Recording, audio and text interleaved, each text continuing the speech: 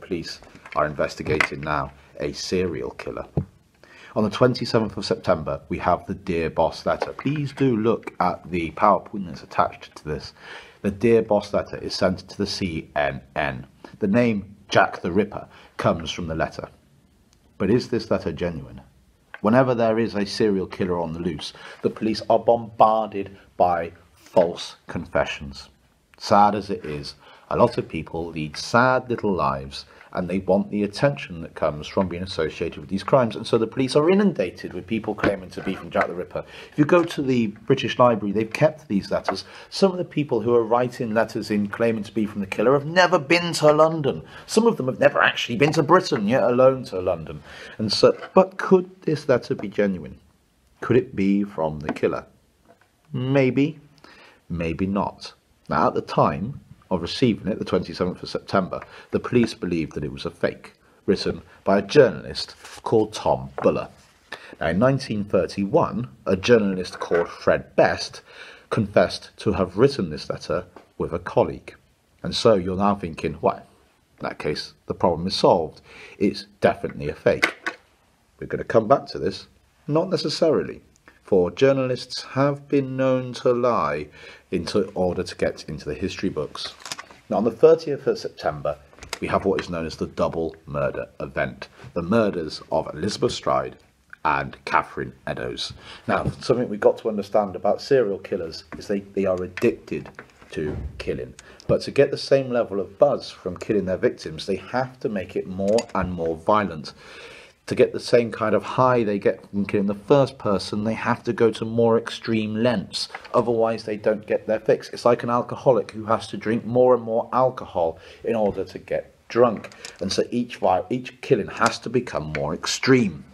And so the 30th of September, the double murder event, it's 1 o'clock in the morning. And Lewis Dimeschutz, who's a jewellery seller, enters the Dutfields yard with a horse and cart. Now the horse, however, entering the yard, refuses to go into the yard.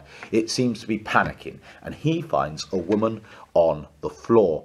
He thinks she's either drunk or asleep, and he goes into the International Men's Education Club to get help.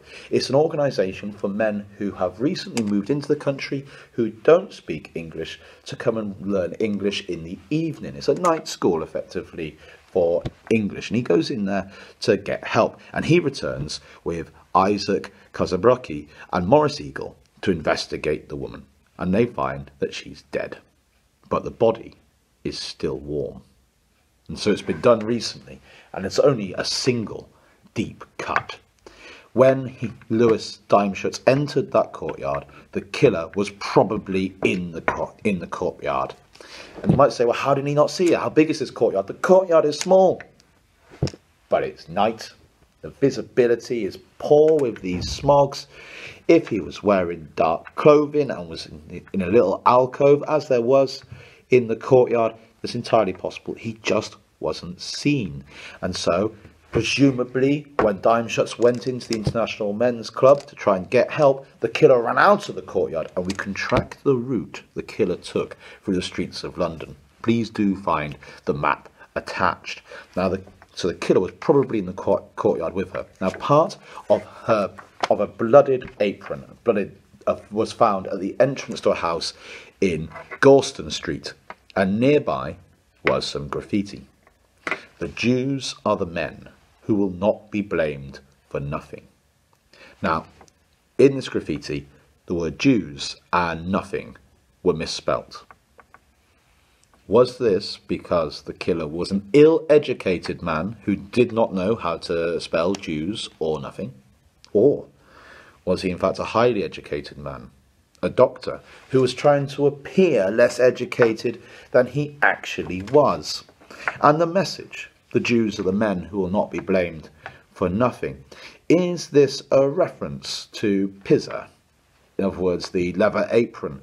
Is it an effort to mock the police because a leather apron is left and a bit of graffiti talking about Jewish people?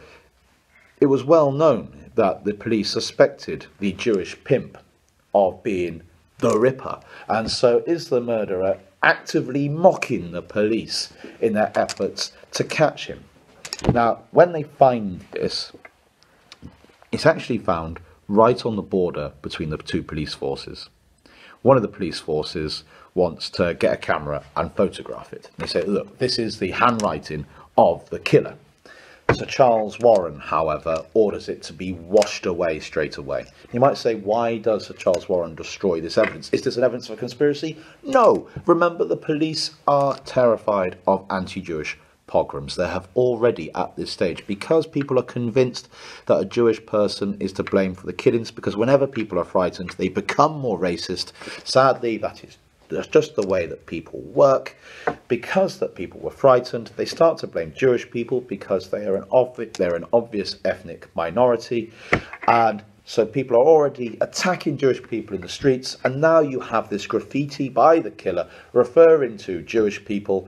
Clearly this is going to lead to a pogrom and to anti-Jewish riots, and so Sir Charles Warren says destroy it.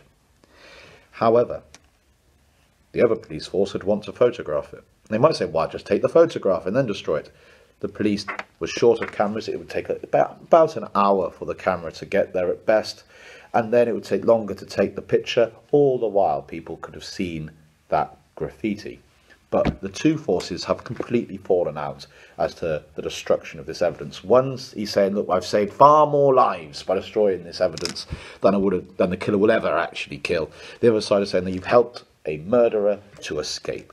The two police forces will not cooperate well after this point, and they weren't cooperating well to start with, if we're to be honest. But now, however, there is the killer out there. He is killed, but he's not yet got his fix, because he's not had the chance to rip that third body. He's not been able to do everything that he wanted to, and he has not achieved satisfaction. Therefore, driven by his compulsion, he will kill again that night. Now let's go back in time a bit to 8 p.m. in the evening. And so it's earlier that night, and Catherine Eddowes is found very, very drunk, splashing around in a fountain, pretending to be a fire engine. And so she's in the fountain, going, and fire engines back then had little bells that you rang, going ding, ding, ding, ding, ding, ding, ding, while splashing passers-by. Now, nobody at 8 o'clock in the evening wants to be splashed by a drunk prostitute pretending to be a fire engine, and so she's arrested.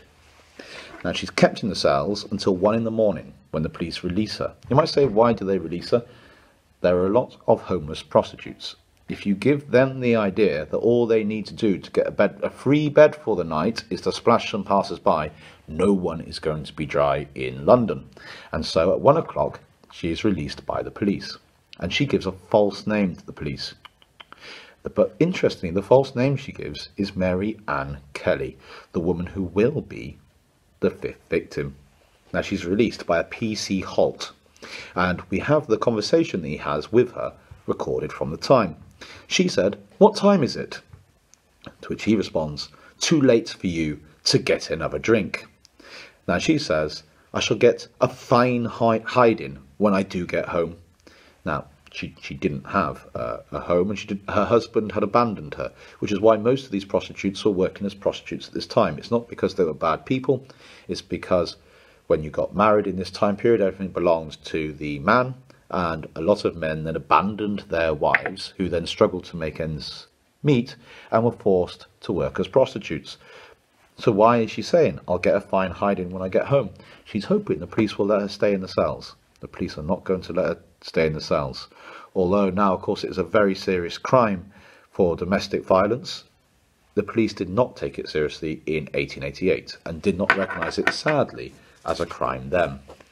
And so he said, "And serve you right. You had no right to get so drunk." So a kindly word from the local bobby.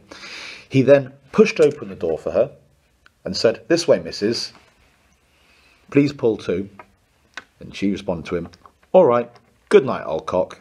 She then turned left, went down Houndsditch, then went down Duke Street, then Church Passage to Mitre Square. It was a 10-minute walk from the police station. At 1:45 in the morning, PC Watkin discovered her dead body, still warm, but her throat had been slashed, the intestines removed and put on her right shoulder. A 2-foot piece had been cut out of the intestine and put on the left arm. The right ear had been cut off and put on her clothes. The tip of the nose had been cut off. The eyes and the mouth had been slashed, and the left kidney had been removed. Remember that kidney, because we're going to be coming back to that kidney in the second half.